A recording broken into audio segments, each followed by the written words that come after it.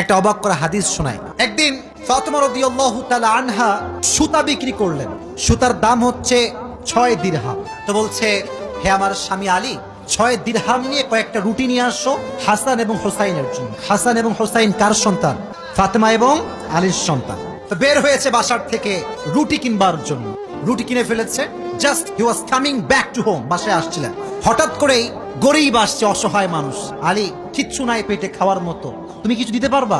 আলীর মনো মাইন্ড এতটা বড় ছিল, যা কিনতে গিয়েছিল ফ্যামিলির জন্য ওইটাও আল্লাহ রাস্তায় দান করে দিয়েছে। জোরে সোরে পড়ুন সুবহানাল্লাহ।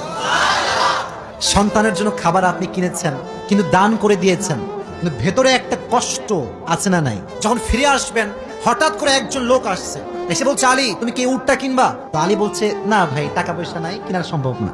তো বলছে, তোমাকে আমি এইটা এখন দিচ্ছি, তোমার যখন বিক্রি করার সুযোগ হবে তখন বিক্রি করো।